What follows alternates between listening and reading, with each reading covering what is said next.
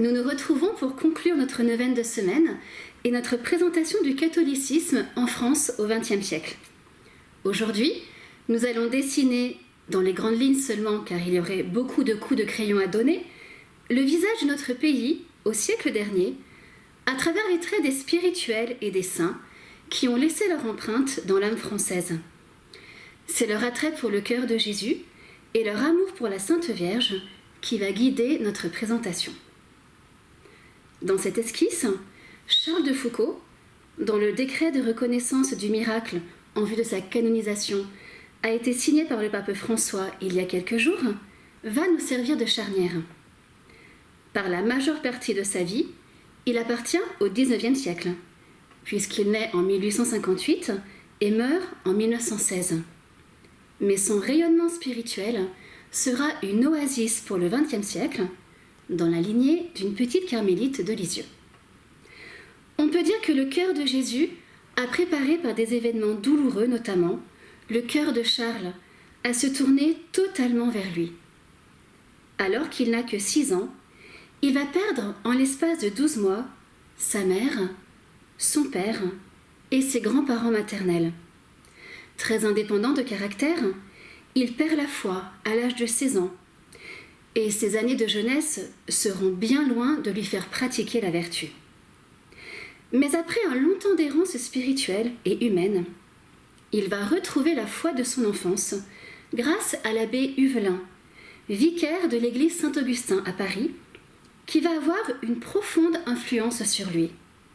Ce prêtre, marqué par la spiritualité de l'école française, va lui apprendre à regarder Jésus-Christ, pauvre et humilié.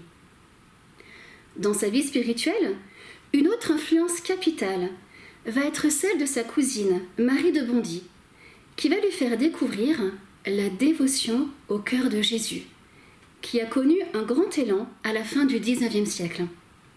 Charles de Foucauld se consacre au Sacré-Cœur en 1889 en la basilique de Montmartre. À partir de ce moment, il montrera surtout, tout au long de sa vie, que cette dévotion est à ses yeux la première de toutes. Elle répond à son désir passionné d'aimer Jésus.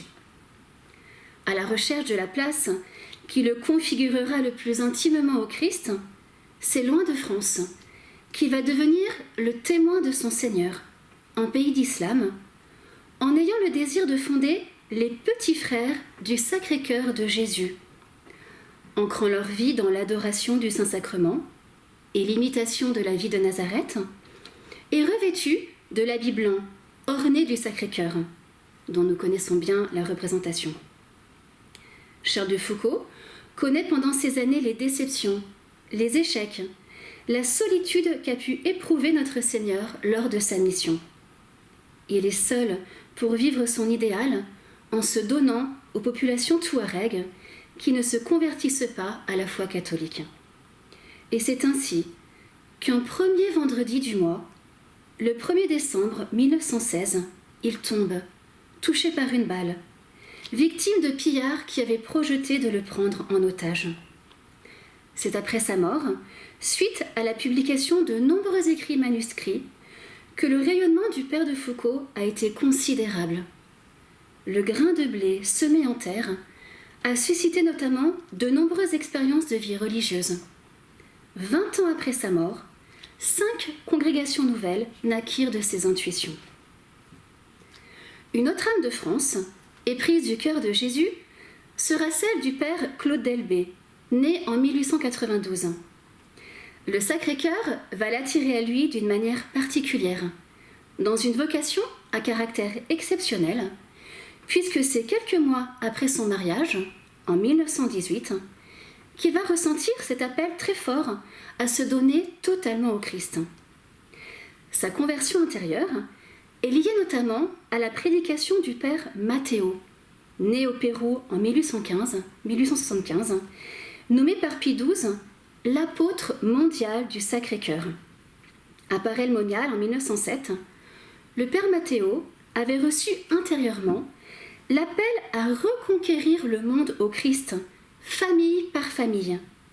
Pour accomplir cette mission, il allait parcourir le monde pendant près d'un demi-siècle en répandant l'intronisation au Sacré-Cœur dans les familles pour pénétrer les structures sociales de l'Esprit du Christ et de son Évangile.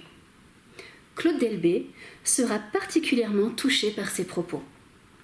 En plein accord avec son épouse, qui se sent elle aussi appelée par Dieu, il entre au noviciat de la congrégation des Sacrés-Cœurs de Jésus et de Marie, fondée par le père Marie-Joseph Coudrin en pleine Révolution. Il deviendra le frère Jean du Cœur de Jésus. Au bout de quelques années, il rejoint la maison mère de sa congrégation, à Paris, comme auxiliaire du père Mathéo pour l'intronisation du Sacré-Cœur dans les familles. À travers la direction spirituelle et la prédication de retraite, il va entraîner les âmes à se lancer, malgré leur misère, dans la voie de la confiance en l'amour du cœur de Jésus. Son livre, Croire à l'amour, publié en 1969, permettra de diffuser sa pensée spirituelle. Un Charles de Foucauld, un père Mathéo, un père Claude Delbé ont profité de la dévotion au cœur de Jésus qui s'est développée en France depuis les apparitions à Paray-le-Monial au XVIIe siècle. Et il est beau de voir que notre Seigneur a choisi notre pays pour faire connaître davantage son cœur au monde. Mais sait-on que Jésus a de nouveau ouvert les secrets de son cœur, en France, à une petite âme au XXe siècle ? Il s'agit de Josefa Menendez, qui n'est pas française, mais espagnole, née à Madrid en 1890. Elle a senti très tôt l'appel à se consacrer à Dieu, mais ce n'est qu'en 1920 qu'elle pourra rejoindre la Société du Sacré-Cœur de Jésus, fondée par Sainte Madeleine Sophie Bara en 1800. Pour réaliser sa vocation, elle intègre le noviciat de la congrégation à Poitiers. Jésus la déracine de sa terre natale pour l'enraciner dans son cœur sur une terre étrangère. Sœur Josefa va faire l'expérience de l'intensité de l'amour de Jésus pour les âmes, pour son âme, mais aussi de la profondeur de sa souffrance devant les cœurs qui se ferment à son amour rédempteur. En seulement 3 années de vie religieuse, elle mourra en 1923, notre Seigneur lui fait vivre plusieurs grâces mystiques, mais surtout, il lui apprend à vivre de son cœur divin, dans les événements les plus simples de sa vie quotidienne, et à s'offrir avec lui pour le salut des âmes. À travers elle, il nous transmet un enseignement, par la formation intérieure qu'il entreprend en Josefa, mais aussi par les messages qu'il lui dicte, et dont la teneur est transmise dans le livre Un appel à l'amour. En nous livrant son cœur, Jésus précise bien à Josefa qu'il n'apporte pas quelque chose de nouveau. Cette révélation privée ne vient pas compléter l'Évangile et la tradition, mais il déclare qu'il désire maintenant quelque chose de plus, que l'on croit vraiment au pardon et à la miséricorde de son cœur. Écoutons-le parler de notre pays. Je veux répandre ma paix jusqu'aux extrémités du monde, mais d'une manière spéciale, sur cette terre bénie, berceau de la dévotion à mon cœur. Oui, je veux être sa paix, sa vie, son roi. Pour effacer son ingratitude, je répandrai un torrent de miséricorde. Pour réparer ses offenses, je prendrai des victimes qui obtiendront le pardon. Une de ces âmes, unie intimement à Jésus, est bien celle de Marthe Robin, née en 1902 et morte en 1981. Sous la conduite spéciale de la Sainte Vierge, qu'elle appelle sa maman chérie, et à laquelle elle se consacre, dans la lignée spirituelle de Saint Louis-Marie Grignon de Montfort, Marthe va être amenée à accepter sa vocation unique, paralysée pendant plus de 50 ans sur son lit de douleur, en voulant ce que Dieu a choisi pour elle. Dans son acte d'abandon, du 15 octobre 1925, elle se livre, pour le triomphe du Sacré-Cœur, en désirant consoler, réjouir et glorifier ce cœur divin. Et c'est peu à peu que Jésus va lui faire découvrir sa mission particulière en accomplissant en elle la grande œuvre de son amour, par la participation exceptionnelle à sa passion pour le salut des âmes. Jésus confie aussi à Marthe la mission de donner naissance au foyer de charité, centre de prédication de retraite, et de les porter par l'offrande de sa souffrance. Soulignons la sollicitude de notre Seigneur pour ces foyers qu'il appelle « la maison de mon cœur, ouvert à tous ». Marthe, elle, accueillera tous ceux qui auront besoin de recevoir lumière, réconfort. Elle sera une grande aide pour des dizaines de milliers de personnes qui viendront la voir. Et elle jouera aussi un rôle essentiel pour la naissance de plusieurs communautés nouvelles dans la seconde moitié du XXe siècle, qui imprimeront un renouveau au visage catholique de France en des temps difficiles.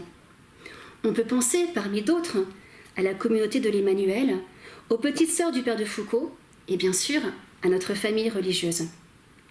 Si unie à Jésus, si attachée à la Sainte Vierge, il n'est pas étonnant que Marthe ait eu des intuitions sur la vocation de notre pays.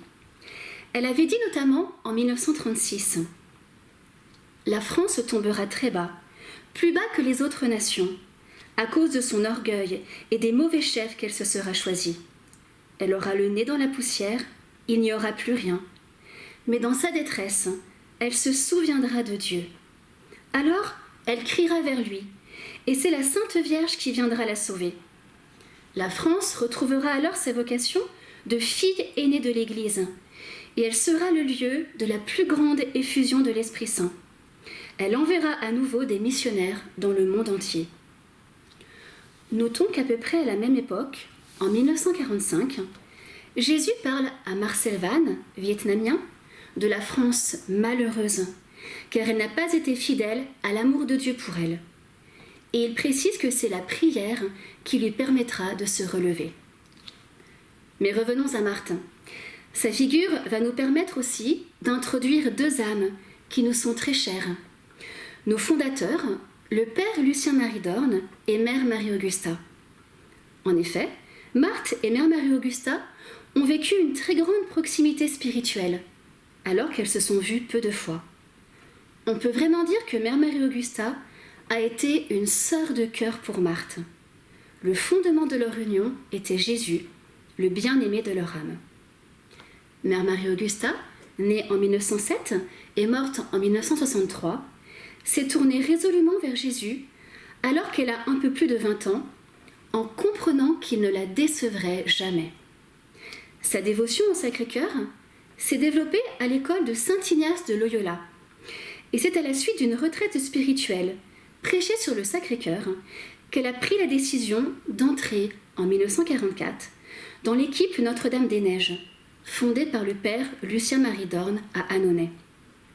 Elle découvrit alors un autre aspect de la dévotion au cœur de Jésus, la mission, qui doit nous presser pour communiquer l'amour du Christ aux autres. Par cette découverte, elle renonça à la vie purement contemplative à laquelle elle aspirait pour dire oui à celle que Jésus désirait pour elle, en prenant notamment la tête de la communauté naissante qu'elle allait diriger avec le père, nommé curé à Saint-Pierre de Colombier en 1946, petit village dans lequel la fondation allait pouvoir s'implanter. C'est là que le père fit ériger la statue de Notre-Dame-des-Neiges.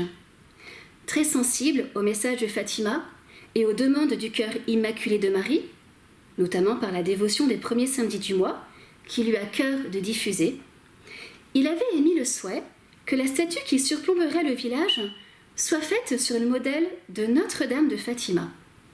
Mais devant le nom catégorique du sculpteur, c'est le modèle de la médaille miraculeuse qui l'emporta, et la blancheur de la statue évoque la pureté du cœur immaculé de Notre-Dame. Nos pères et mères ont toujours eu la très forte intuition spirituelle que Notre-Dame bénirait des foules à Saint-Pierre de Colombier. Et l'une des missions de la communauté est de répandre sa dévotion, notamment par le moyen de ses statues pèlerines. Par les aspirations reçues de Jésus dans sa prière, notre mère veut faire découvrir à ses fils et filles spirituels que la dévotion au Sacré-Cœur n'est pas du tout une dévotion de pur sentiment, mais de force d'âme, de volonté et d'énergie du bel amour. Elle nous appelle à répondre, par l'amour, à l'amour de Jésus, à avoir un cœur délicat pour consoler son cœur si lourd de tristesse, et à puiser les grâces dans le cœur pur de la Sainte Mère de Jésus. Ainsi, le cœur du charisme de notre communauté, c'est l'éducation des cœurs, à la ressemblance des cœurs de Jésus et de Marie. Le Père et notre Mère ont accompli cette mission dans le jamais rien l'un sans l'autre, tendant, pouvons-nous dire, à l'unisson des cœurs de notre Seigneur et de sa Sainte Mère. Cette neuvaine de semaine nous a permis de retracer les grandes lignes de l'histoire d'amour de notre Seigneur et de la Sainte Vierge pour notre nation. Nous avons pu découvrir ou redécouvrir les figures de sainteté de toutes les époques qui ont pris au sérieux l'amour du Christ pour nous, malgré les faiblesses, les trahisons, les reniements, les péchés. C'est avec un cœur rempli de reconnaissance et de gratitude que nous réalisons combien Dieu est fidèle, combien ses dons sont inouïs et sans repentance. Ainsi, en réponse d'amour, consacrons-nous totalement ce soir aux cœurs unis de Jésus et de Marie dans l'Esprit Saint, sous le regard de Saint Joseph.